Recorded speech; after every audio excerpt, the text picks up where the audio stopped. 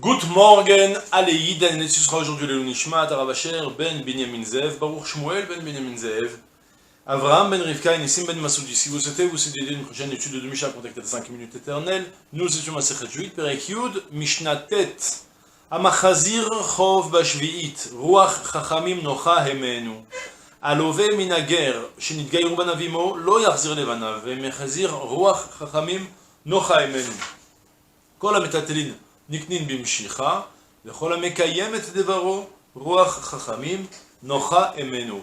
On a trois sujets dans notre Mishnah. En fait, on commence d'abord avec un premier en rapport avec la Shvit et la Shemitah Ksafim, à savoir l'année de la Shemitah. À la fin de l'année de la Shemitah, les dettes s'annulent. Malgré tout, si on avait vu dans la Mishnah précédente, si après la Shemitah vient l'emprunteur et il veut quand même rembourser sa dette, alors on avait vu que le prêteur doit lui dire, moi, de mon côté, mes chamet ani. La dette, je l'ai annulée. Et s'il lui dit, malgré tout, je veux te faire cadeau, alors, il a le droit de recevoir. Et même mieux que ça, vient notre Mishnah, il nous enseigne, Amachazir, Chov, Bashvit, celui qui rend sa dette après la Jvit, après avoir procédé comme on a dit, que l'autre lui dit qu'il refuse, mais que malgré tout, il insiste pour le lui rendre, eh bien, Ruach Chachamim Nocha Emenu. L'esprit de nos sages est content de lui, c'est-à-dire concrètement quoi, Chachamim le félicite. Ils sont fiers de sa conduite. C'est une bonne conduite à adopter. D'accord? Pourquoi? Parce que concrètement, c'est vrai que lui, il a le devoir d'annuler la dette, mais ça ne vaut pas le coup de lui laisser des regrets dans le cœur, que de rendre les mitzvot pénibles. Ouais, moi j'ai une mitzvah de t'aider, c'est vrai, mais ne fais pas que ça devienne pénible pour moi, quoi.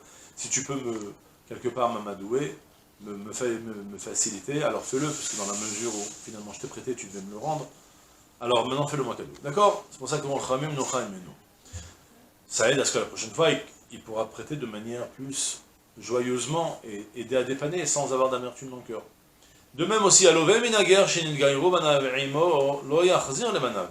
Celui qui emprunte d'un converti dont les enfants se sont convertis avec lui, Lo Yachzir Le Banav, il n'a plus le devoir à rendre à ses enfants. C'est-à-dire, on parle du cas où, par exemple, un guerre avec deux garçons à lui décide de se convertir tous, ils sont déjà nés, eux, tout le monde est déjà né, et une famille entière qui veut se convertir, ils deviennent des grandes sadikim.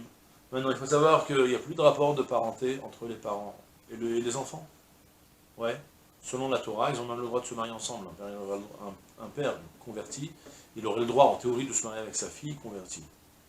Parce que c'est plus considéré comme sa fille, dès qu'ils se convertissent, ils sont considérés kikatan shenolad. Les enfants kikatan shenolad, comme un enfant qui vient de naître, c'est que par rapport à cette halakha-là des lois d'inceste, ils n'ont plus de rapport de fraternité entre eux, selon la halakha stricte. Si le fils il va frapper son père et va le faire saigner, le fils n'est pas chayav mita. À la différence de n'importe quel enfant qui fait saigner son père, le fils il est chayav mita. Là c'est plus considéré comme son père, parce que dès qu'ils se convertissent, c'est considéré que maintenant, il est kikatan shenolad. Comme un enfant qui vient de naître, ils n'ont plus de rapport entre eux. Pour les dettes, il faut savoir, si j'emprunte de l'argent à un goy, et qu'après le goy se convertit, je lui dois encore cet argent. On ne dit pas qu'il est katan shenolad. Et ouais, d'accord. Mais par rapport au lien de parenté spécialement, alors c'est qu'il est katan shenolad. Selon ce principe, il y avait une famille entière qui s'est convertie, un père et les deux enfants. Et j'ai emprunté de l'argent au père, le père décède. Est-ce que j'ai le devoir de rendre l'argent aux enfants? Alors, si c'était des juifs normaux, j'aurais le devoir de rendre. Puisqu'ils sont convertis et que ce ne sont pas considérés comme ses héritiers, alors je n'ai plus le devoir de rendre. Mais malgré tout, vient la Mishnah me dit, et si jamais il a rendu, malgré tout, l'esprit de Chazal est fier de lui, est satisfait de lui précisément, c'est-à-dire que Chachamim sont satisfaits de sa bonne conduite de rembourser. Pour quelle raison? Parce qu'imaginez qu'en réalité, on craint concrètement que, avec une amertume pareille, en se disant que si j'étais resté un goy, j'aurais été millionnaire, et maintenant parce que je suis devenu juif, j'ai tout perdu, alors il risque de prendre la kippa et la jeter. D'accord? On ne veut pas qu'on en arrive à ça. C'est important de manière générale, comme bonne conduite, de kiffer les mitzvot, même quand on éduque les enfants, les faire kiffer à faire les mitzvot.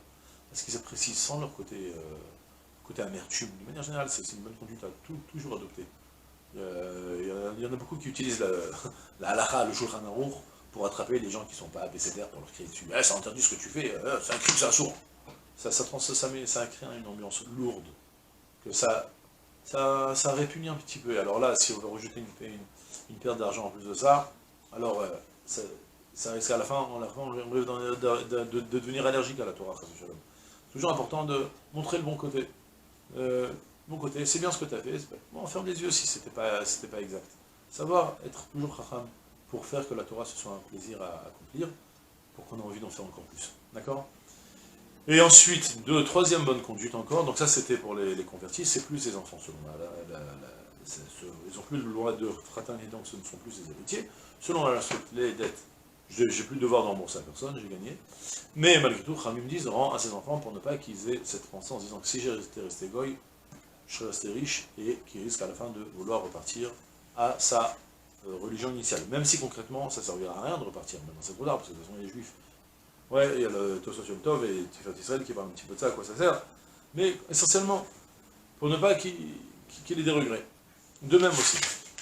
Quand la métaltelline niknin memshicha, on avait évoqué l'histoire des actes d'acquisition. Les métaltellines, les biens mobiliers, se font acquérir uniquement memshicha quand tu les tires. Pas quand tu les payes, et même pas, plus fortement, pas quand tu as promis que tu allais les vendre. Maintenant, si jamais il n'a pas encore tiré, mais qu'il a donné l'argent, tu as envie de lui rendre, alors ça on avait vu dans Baba Metzia, l'histoire qu'il y a Mishepara, il y a une certaine malédiction sur ça, et s'il n'a pas payé, et qu'il veut revenir en arrière, il peut aussi revenir en arrière, mais il faut savoir que c'est pas une bonne conduite, parce que Vekola Mekayem et Devaro, tout celui qui a juste parlé, et qui a dit qu'il allait vendre, et qu'après il veuille accomplir ce qu'il a dit, j'ai dit, je me tiens à mes paroles que j'ai dit que j'allais acheter, je te donne, et bien dans ce cas-là, il faut savoir que Roi Chachamim Nochameno, c'est très important, Chachamim sont satisfaits de sa bonne conduite, de tenir sa promesse, sa parole de ce qu'il a dit qu'il allait faire. Et voilà, on a fini Bezrat Hashem, Masechet Juit, Adonanach Masechet Juit, Adonanach Masechet Juit, Adonanach Masechet Juit, Belin Eder, Bezrat Hashem, et on démarre immédiatement Masechet Trumot, avant même de commencer le... Ah, j'ai pas le livre de Masechet Trumot, alors, je crois que le premier, je vais le dire à l'oral, Masechet Trumot, ça va être la Masechet qui va parler maintenant de la manière de prélever les Trumot ou Maasrot. Les premières Mishnayot vont s'attacher à savoir qui sont aptes à prélever les Trumot ou Maasrot. Il y a 5 personnes exclues là-bas, Shotev et Katan, et le Goy, je ne sais plus, et celui qui est Torem Sheno Shelo, voilà, on a dit les 5, on a dit l'ancien de la Mishnah, on étudiera la Mishnah dans le prochain cours ensemble. Pour le moment, on va voir les Chaim sur la nouvelle Masechet, c'est-à-dire que là, si vous comprenez, j'ai fini un nouveau livre supplémentaire de ma collection des Mishnayot. Il me reste maintenant, c'est-à-dire qu'on est arrivé plus ou moins un peu plus que la moitié de Seder Zraïm. Et après, en quantité, il y a plus de nombre de Masertot, mais les Masertot seront ensuite beaucoup plus courtes en général. Et après, Bezrat Hashem, on avance encore un bout de chemin ensemble, Bezrat Hashem, on a le mérite de finir ensemble tout le chasse Mishnayot, et même de continuer, on verra ensuite qu'est-ce qu'on fera ensemble. Comme on l'a toujours promis, Bezrat Hashem, ça avance doucement, je sais plus, ça fait déjà 7 ou 8 ans maintenant qu'on est tous ensemble. Et voilà, les Chaim Tovim Shalom, Baruch Ata Adonai, Eloheinu melech haolam, shakol nהיה לדברו.